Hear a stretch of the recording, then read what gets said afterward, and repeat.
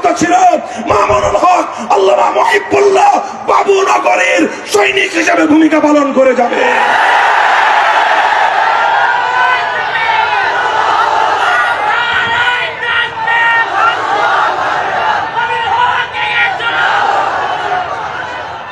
বাবুনগরী তিনি জুনায়েদ বাবুনগরীর হককে দুর্বল করতে চেয়েছিলেন, তিনি জুনায়েদ বাবুনগরীর সংগ্রামকে ব্যর্থ করে দিতে চেয়েছিলেন।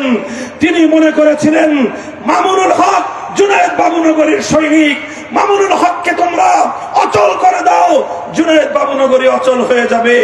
আল্লামা জুনায়েদ বাবুনগরীর ভয়ে শেখ হাসিনা প্রতিটি মুহূর্তে শঙ্কিত থাকতো।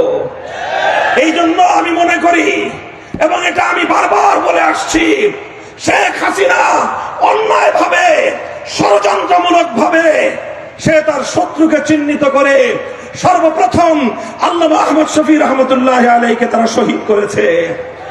তাকে শহীদ করে সেই শাহাদাতের দায়ভার চাপিয়ে দিতে চেয়েছে আল্লামা জুনায়েদ বাবুনগরীর উপর।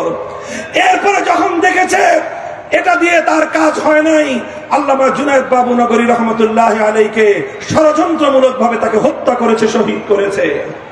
শহীদে ইসলাম আল্লামা জুনায়েদ বাবুনগরী রহমতুল্লাহ আলাইহি চলে গেছেন।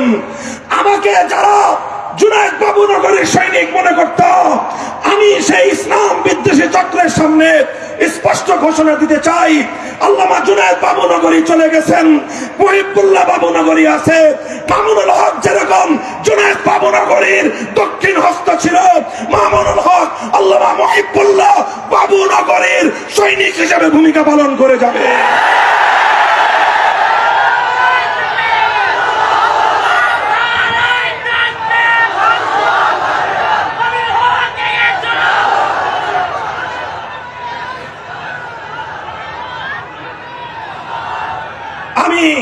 স্পষ্ট ভাষায় বলেছি, জাতির অভিভাবক বর্তমানে আল্লামা মুহিবুল্লাহ বাবুনগরী, বাংলাদেশের সর্বশীর্ষ আলেমে দ্বীন আল্লামা মুহিবুল্লাহ বাবুনগরী।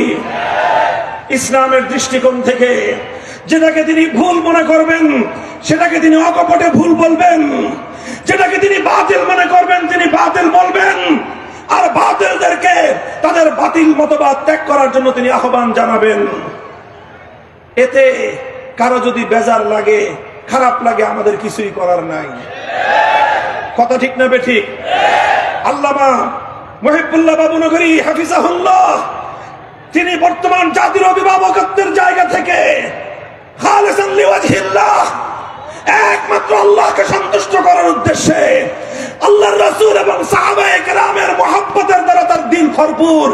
এই জন্য তিনি শানে সাহাবার পক্ষে কথা বলেন। সাহাবীদের বিরুদ্ধে কারো দ্বারা চুল পরিমাণ কোন কটূক্তি হলে আল্লামা মুহিবুল্লাহ বাবুনগরী সিংহের মতো গর্জন দিয়ে ওঠেন।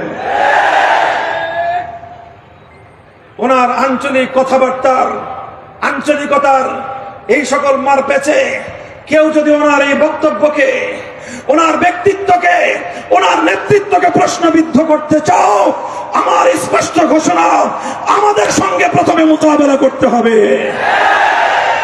2 নম্বর কথা, আল্লামা মুহিবুল্লাহ বাবুনগরী কাউকে খুশি করার জন্য কারো বিরুদ্ধে কথা বলেন না। খুশি করতে চান একমাত্র কাকে? চিৎকার করে বলে একমাত্র কাকে? আল্লাহকে খুশি করা তার মাকসাদ, আল্লাহর রাসূলকে খুশি করা তার মাকসাদ। এই জন্য তিনি শানে রিসালাতের কথা বলেন, এই জন্য তিনি শানে সাহাবার কথা বলেন। আল্লাহকে খুশি করার জন্য শানে রিসালাত, রাসূলকে খুশি করার জন্য শানে সাহাবা, এটাই হলো মুহিবুল্লাহ বাবুনগরী। তবে অনেকে আছেন যারা কোন ক্ষমতাবান, বর্তমান ক্ষমতাবান অথবা অতীত ক্ষমতাবান অথবা সম্ভাব্য ক্ষমতাবানদেরকে খুশি করার জন্য ইসলামী এজেন্ডাকে আপনার রাজনীতির মাঠে নিয়ে আসেন। আমি তাদেরকে সতর্ক করব, খবরদার, ইসলামের কথা ইসলামের স্বার্থে বলবেন, ইসলামের কথা কোন বাতিল মতবাদের সমর্থনের জন্য বলবেন না। যদি বলেন, রাজপথে আপনারা আমাদেরকে আপনাদের প্রতিপক্ষ হিসেবে পাবেন।